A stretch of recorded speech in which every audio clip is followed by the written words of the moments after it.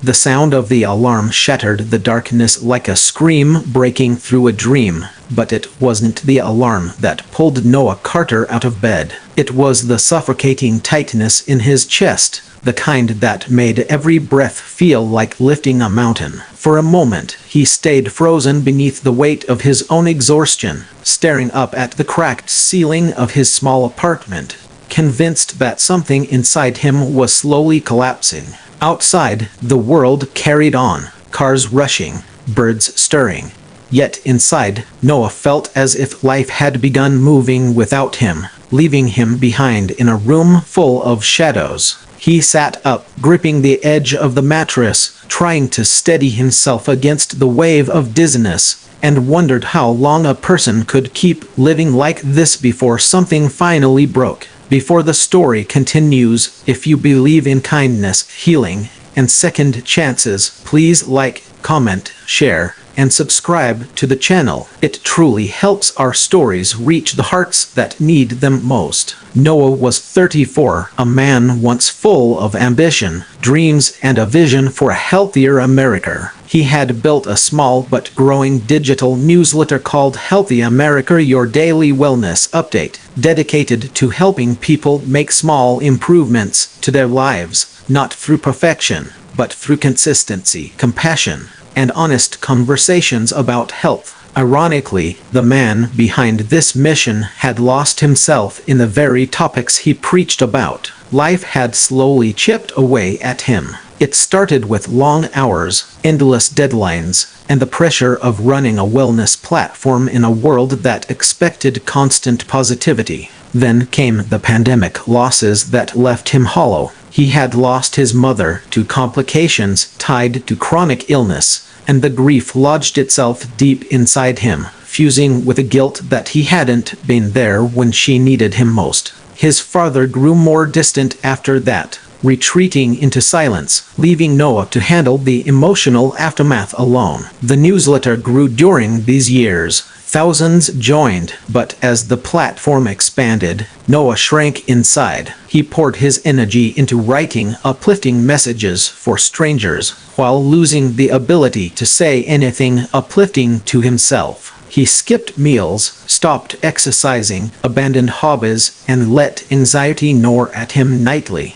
He kept telling his audience to breathe, to pause, to take one step at a time, yet he couldn't remember the last time he'd taken a real breath that wasn't tight or painful. The truth was simple and devastating. He had created a wellness movement while forgetting to take care of the one person who needed healing the most. By winter, his health reached a breaking point. Constant chest pain, fatigue that made lifting his arms feel like lifting cement, headaches that blurred his vision. Symptoms he told himself were just stress. But stress can be a quiet killer, and Noah was starting to hear the whispers of a body on the edge. It was during one of those heavy mornings, when his heart was pounding too fast and the room felt too small, that he forced himself to step outside. The cold wind bit at his cheeks, but it kept him grounded, alive. He began walking aimlessly through the city, past cafes with warm lights he no longer visited, past parks where he once ran, past families smiling in ways he hadn't in months. Eventually,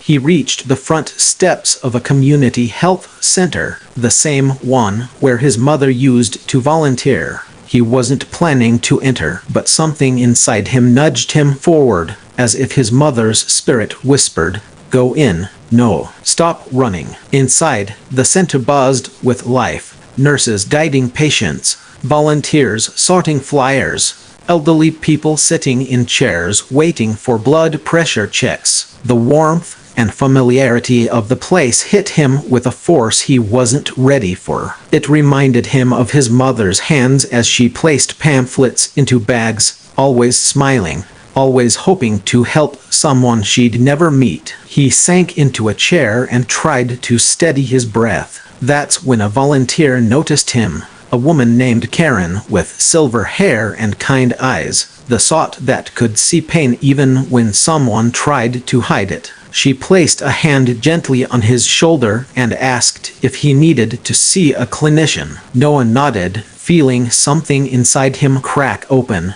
and for the first time in months, he admitted aloud that he didn't feel okay. Tests followed. Conversations with a doctor who didn't rush him. Blood pressure checks. Questions about lifestyle. Gentle reminders about mental health. The conclusion hit him harder than expected. He wasn't dying, but he was close to breaking himself into a state he might struggle to recover from. Severe burnout, dangerous stress levels, malnutrition, sleep deprivation, early signs of panic disorder. He walked home with trembling legs, overwhelmed yet strangely relieved. Naming the problem made it real, and things that are real can be healed. That evening, he opened the dashboard of Healthy America and stared at the blank space where he usually wrote the daily update. For weeks he had forced himself to churn out posts about wellness tips, calming techniques, and inspirational quotes. But now, as he stared at the blinking cursor, he realized something important to people needed truth more than perfection.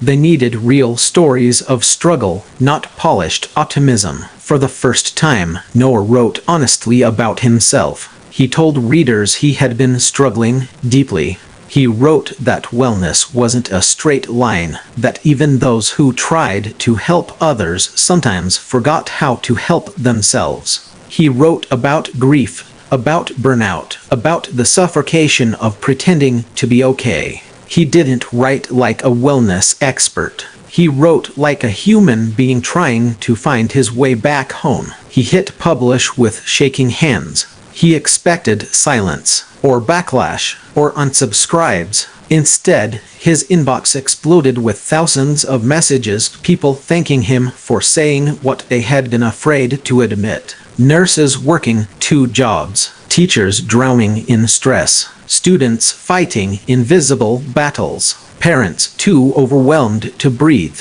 people who looked like they were functioning on the outside but were breaking inside. One message stood out. It came from a man named Elijah, a retired firefighter who survived heart failure, and wrote, "You reminded me today that healing isn't weakness, it's courage." Noah cried, not out of sadness, but because strangers had reached in and held him when he couldn't hold himself. Motivated by the response, he made small changes in his life. Slow mornings instead of frantic ones. Nutritious meals, gentle stretching, 10-minute walks, therapy sessions, breathwork exercises, journaling. He didn't do everything perfectly, and some days he fell back into old patterns, but he kept trying, and little by little, the tightness in his chest faded. The dizziness lessened. The world started to feel open again, not suffocating.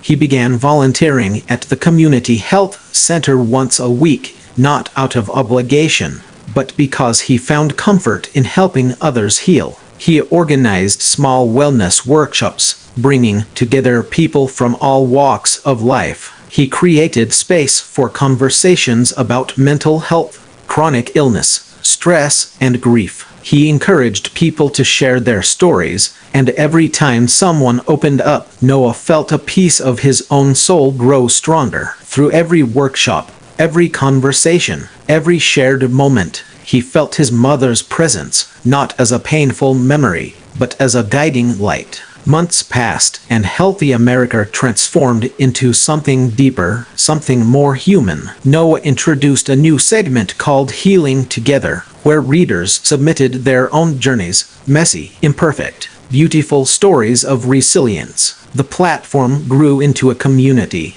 a family of souls learning to support each other. It became a place where no one had to hide behind forced positivity. One spring afternoon, while leaving the health center, Noah paused outside to watch the sunset. The sky was painted with soft oranges and golds, the kind of colors his mother used to call healing colors. As he stood there, breathing in the gentle air, he realized he felt something he hadn't in years: peace. It wasn't constant and it wasn't perfect, but it was real. If this story touched your heart, please take a moment to like, comment, share, and subscribe.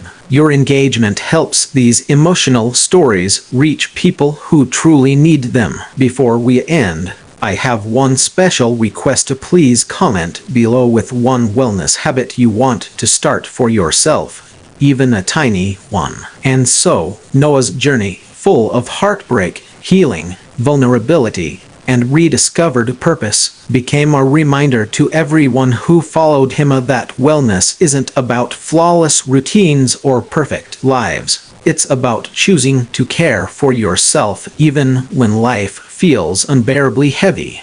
It's about finding hope in community, strength in small steps, and courage in telling the truth. It's about understanding that healing is not our destination, but a daily practice, a gentle, compassionate commitment to keep going. And somewhere in the warm glow of that sunset, Noah finally understood the message he had spent years sharing with others. Even in a hurting world, wellness can be rebuilt, one breath, one step, one honest moment at a time.